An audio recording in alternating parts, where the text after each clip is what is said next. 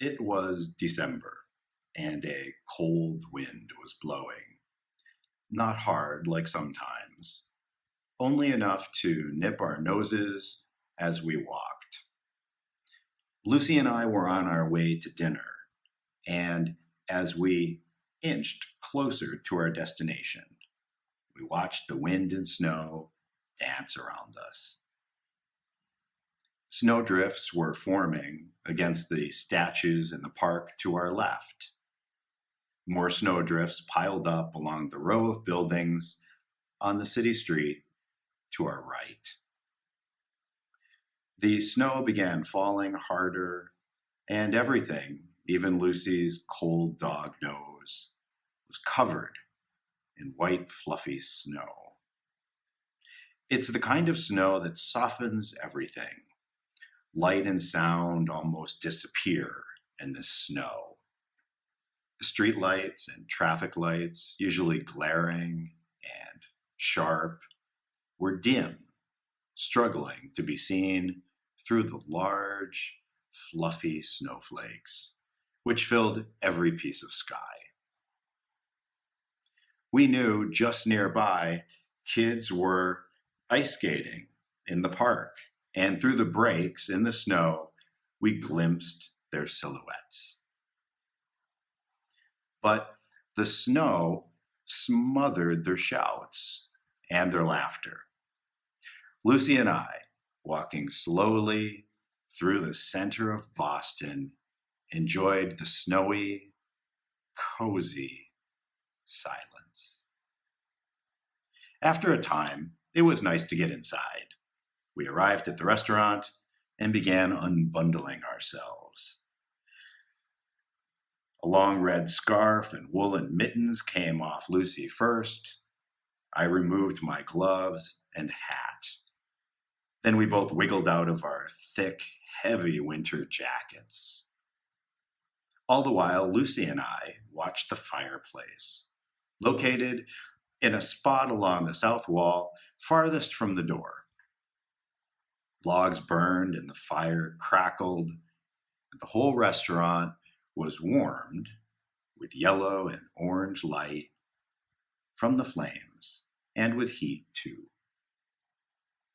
As soon as we were seated, I ordered a bottle of Lucy's favorite wine.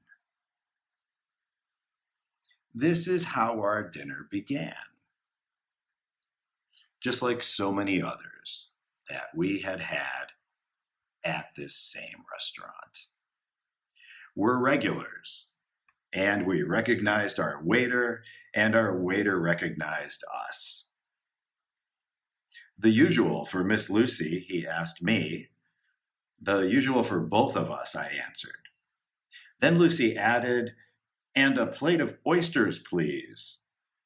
Odd, she doesn't usually start dinner with oysters. In any case, Lucy's oysters arrived a few minutes later. I remember very clearly what happened next. The waiter passed our table.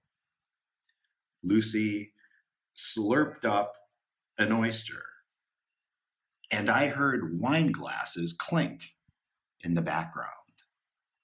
Then something else happened, something quite magical. Lucy's face changed from canine contentment to canine curiosity. She stopped chewing her oyster. Slowly, she brought her napkin up to her mouth, paused, and when she lowered the napkin, I saw it.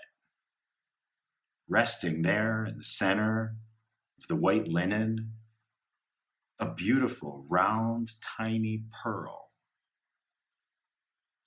I swear, in the dim light of the restaurant, the pearl's luster lit Lucy's face as bright as the fireplace. Her pearl was as white as the fresh fallen snow that had recently covered her nose. She was thrilled, of course. The next day, Lucy found a small black velvet pouch. She put her pearl into the pouch and tied it tight. And then she put the pouch into the left pocket of her heavy winter jacket. I asked her why, and Lucy replied, "The pearl will join me for all the cold winter walks that are yet to come. And it'll keep me warm forever and ever with memories of our time spent together."